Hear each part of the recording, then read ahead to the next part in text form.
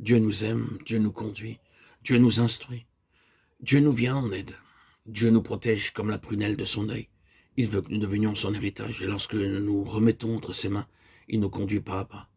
Pour le croyant, toute épreuve est une école en vue d'une éducation supérieure. La maladie et la pauvreté ne sont pas des châtiments, ce sont des périodes d'école en vue d'une éducation supérieure. Il l'a gardé comme la prunelle de son œil, les paupières servent à protéger l'œil. La tête n'a aucune protection, ni les oreilles, et bien qu'il y ait des poils dans le nez, celui-ci n'est pas protégé pour autant. Les moustiques peuvent même parfois s'y introduire. Mais ils ne peuvent pas pénétrer dans l'œil, car ils se ferment à l'approche du danger. Voilà ce que Dieu a prévu pour protéger les yeux. Même de la petite particule de poussière, la parole de Dieu dit que notre Seigneur a promis de nous protéger, tout comme les paupières protègent la pupille de l'œil du danger. Il est un Dieu vivant, il déclare que tout ce qui nous touche la prunelle même de ses yeux. Lorsque nous devenons sa propriété rachetée par son sang précieux, alors il nous protège comme la prunelle de son œil. Comme l'aigle prend soin de ses petits, l'Éternel seul a conduit son peuple. Pareil à l'aigle qui éveille sa couvée, voltille sur ses petits, déploie ses ailes, les prend, les porte sur ses plumes, l'Éternel seul a conduit son peuple. Et il n'y avait avec lui aucun Dieu étranger. Deutéronome 32, 11, 12. L'aigle cherche les endroits les plus élevés pour y déposer ses petits. L'aigle, seul oiseau à construire son nid sur les pics rocheux.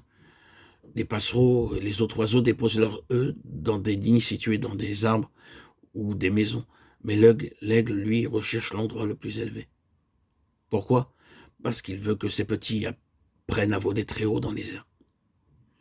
Tandis que les oiseaux sont encore tout jeunes, l'aigle secoue vigoureusement le nid et les aiglons tombent dans le vide.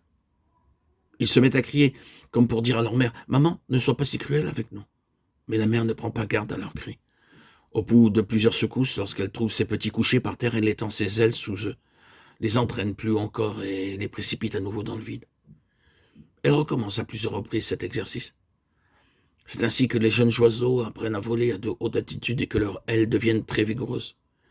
Ils sont également capables de voler longtemps. Mais pour ce faire, les oiseaux sont contraints de passer par de rudes épreuves. Le Seigneur nous dit, je veux que vous veniez avec moi en des endroits élevés. C'est la raison pour laquelle il me faut secouer votre nid. Sur cette terre, vous devez traverser des épreuves afin de pouvoir voler très haut. Si vous êtes devenu un enfant de Dieu, préparez-vous à être secoué par Dieu. Si vous voulez voler haut, vos ailes doivent être vigoureuses. Alors, vous contemplerez la beauté des hauts pics montagneux du salut. Je te ferai monter sur les hauteurs du pays. Ésaïe 58, 14. C'est du haut des pics montagneux que nous pouvons distinguer les objets éloignés. C'est aussi de cette façon que nous découvrons beaucoup de vérités.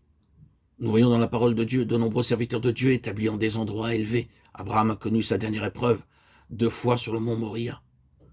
Dieu lui est apparu 10 fois et lors de sa dernière épreuve, il est sorti en vainqueur comme un véritable homme de foi.